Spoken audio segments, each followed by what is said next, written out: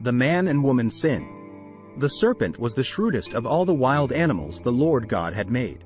One day he asked the woman, "Did God really say you must not eat the fruit from any of the trees in the garden?" "Of course, we may eat fruit from the trees in the garden," the woman replied.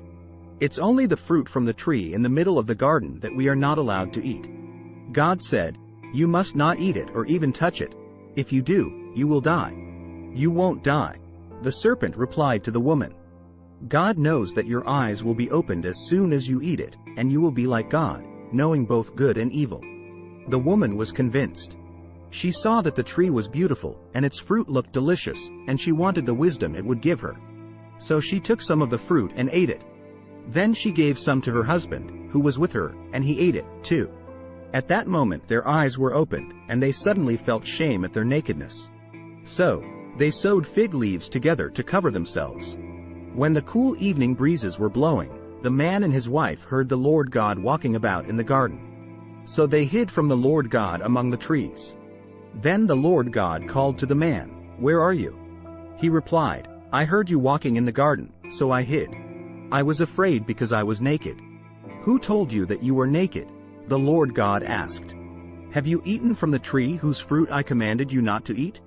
The man replied, "It was the woman you gave me who gave me the fruit, and I ate it." Then the Lord God asked the woman, "What have you done?" "The serpent deceived me," she replied. "That's why I ate it." Then the Lord God said to the serpent, "Because you have done this, you are cursed more than all animals, domestic and wild. You will crawl on your belly, groveling in the dust as long as you live. And I will cause hostility between you and the woman, and between your offspring and her offspring. He will strike your head, and you will strike his heel."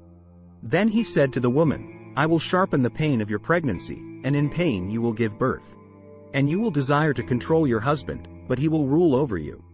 And to the man he said, "Since you listened to your wife and ate from the tree whose fruit I commanded you not to eat, the ground is cursed because of you.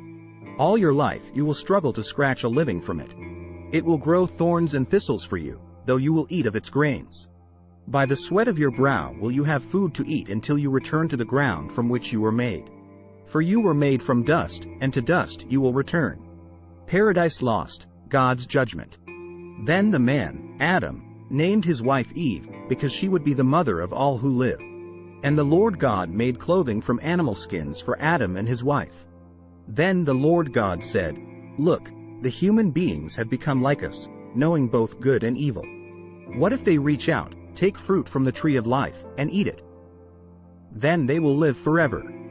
So the Lord God banished them from the Garden of Eden, and he sent Adam out to cultivate the ground from which he had been made. After sending them out, the Lord God stationed mighty cherubim to the east of the Garden of Eden. And he placed a flaming sword that flashed back and forth to guard the way to the tree of life. Thanks for watching.